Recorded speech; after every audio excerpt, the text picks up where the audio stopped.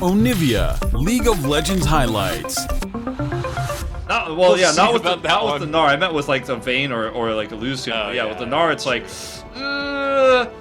not feeling so good about CS lead that I gained when the enemy jungle was taking the dragon, and does mean that the blue will be available for a longer period of time around potentially the Rift Herald fight. So it might be by design. Yeah. Actually, they say, you know, I'm gonna go back. I'm gonna get my mana. And why don't you clear the bottom side of your jungle, you go back, and then we'll both kind of lead an assault together up towards the Rift Herald. But I mean, we'll have to wait and see what they eventually go for. Yeah, pre-planned or not, I mean, it is going to work out that way, as we do see the ult committed. He was so dead. Oh man, he was just totally destroyed. TF Camille together that we see it in. And even if it's safe, it still gets bullied like every single game we see. So, you know, while teams have been preparing the Gnar, obviously, and picking it a lot, I mean, he might just die again. They're diving him here. In comes the TF. The TP comes in, and that Zoe is going to have enough help, it looks like, from the turret, although Fly wants to go for more. They're going to continue poking him out. Yeah, with the Rift Herald coming in here, you can see Solka is desperately trying to poke them down, but I'm not sure if it's going to be enough. The flash comes in with the hook shot, and they are going to take it down. That is just 2 kills, essentially for free, once again, and that is going to be the turret as well at 12 minutes into the game. It makes you wonder if you might have wanted to pick with Rascal. It's like, feels bad. Wait. Destiny cooldown, I'm telling you. This is just, he's just dead again, man. This is so sad. Destiny cooldown, Rome. Okay, Destiny's on cooldown, I'm off cooldown. They collect it again. It just gives you extra gold and a sense of pride or something. I don't know. It's just essentially free. It's free money right now for Afreeca, and they're farming it well. And now they're going to rotate down on the bottom side. They also have pressure down here as Keen does teleport down. It looks like Becca looking to set it up. Nice flash in, but he actually gets body slammed and will be denied some of that potential for a follow-up catch. But a nice little route here onto the Olaf. He should go down. Here comes Pyosik trying to get into the mix, but not quite able to get too much else done. So they do get the 1 pick onto the Olaf. And, you know, at the same time, TF pushing mid, getting some turret damage done, not half bad. Yeah, I mean, I wonder if you can try to get more here. His Lens is super aggro right over the wall, but I don't know if this was the right play. Yeah, this is very Lens. He's just, you know, he's gone on an expedition here. Yeah, Camille doesn't have. He wanted some exercise, I guess. Yes, so. Oh. He actually moves into him. The body slam wasn't going to connect unless he moved closer. Uh-oh. Destiny. Oh.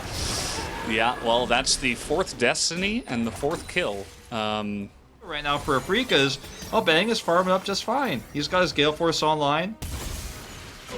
Okay, Fly. And okay, they're gonna go for a dive here. Fly. Well, he's gonna give some back. A little bit of charity there. Just saying, oh, I didn't realize this turret was that low. And unfortunately just gets dove a little bit there. The team looking to come in and support him, but looks like they were a little bit too late. And a nice timing here for DRX, actually, with the Cloud Drake coming up. Yeah, this is amazing for them. Fly might even just have to Destiny into this team fight. So they're going to try to push this Rift Herald into mid. Grab that turret at least.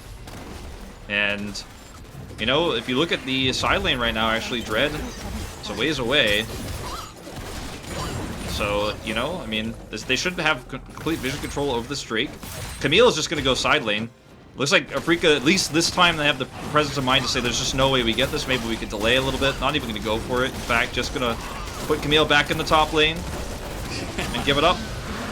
They're like, whatever, man. And sure, you can have the Cloud Drake. We have 2-0. Destiny for Twisted Fate to come in from any unusual angle and get a stun from the backline. So it's just a terrifying 1-3-1 comp. Like this, and getting pushes 4v3, 5v3. Those are some of the ways to try to come back in. You know, they group up quickly, wait for that Destiny to come through, speaking of which, and then punish Fly when he jumps in.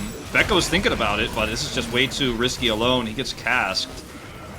But look at this. I mean, this is not enough, right? They need to commit further, right? Like, they have to chase further. Otherwise, lost a bot turret.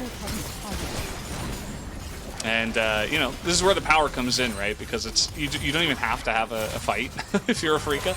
You can just kind of dilly-dally, you know, threaten your opponent, taunt them, and at the same time not lose anybody, and you're still winning because you're scaling and you're pushing.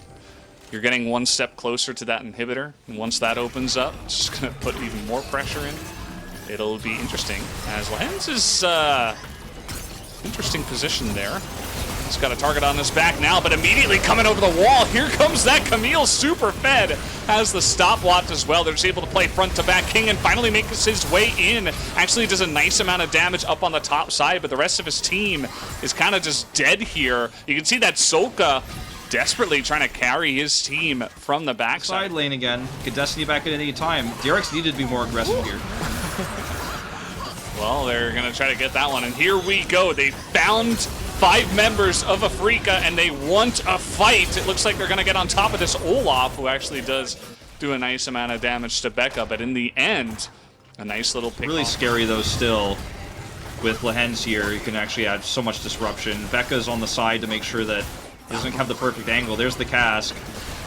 Keen is zoning out the Alistair. The smite will come in. No jungle here for the side of Afreeca. Gragas maybe going a little bit too far as Kingen gets a huge ultimate in the front line, and that is going to be a triple kill for the Graves, following up after taking down the Gragas, as DRX are playing this out so cleanly. They finally just did it. They finally just walked up to the Baron that they had extreme vision control over and said, I'm going to take this. Force the aggressive rotation around. The cast came out super early for Lehens and just wasn't able to accomplish much with that, and in doing so, he put himself out of position yet again. He's the first to fall, and things just collapse very quickly underneath the feet of Afreeca on that Baron, and suddenly the map is open. Zoe's in the side lane, the mid push is real here towards this inhibitor turret, and sure, top is still open for Afreeca, and Keen might, you know, try to make into the side lane. They have chosen one of the lanes that has the super minions so that they can, you know, try to push out the lane while also putting on, you know, defending it. And you just wait and see if anyone comes in, and then you 2-on-1 them, and you try to backdoor through that. But DRX are like, no, we're not interested in that game. They're one step ahead. They, you know, set 1 or 2. I think it was either a solo or duo there on the Drake, and then sent everyone else to this bot lane, the last remaining inhibitor. So they did not even chase that side lane. They're going to force a teleport here, but the inhibitor's already down. Oh, they want the win.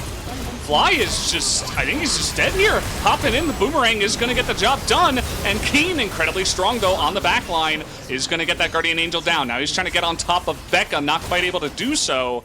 But still, he is trying to go 1v2. He's trying to distract as much as possible. But his team is also dying. And I think that's just going to do it as he goes down as well. DRX have figured out Afreeca, and they will take game number 1. What a turnaround. Finally grouping for fights. Finally starting to force those on the objectives, not letting that 1-3-1 comp roll them over, and finally finding a way to just force some strong engages. I mean, at the end of the day, there were some small mistakes when we saw Afreeca try to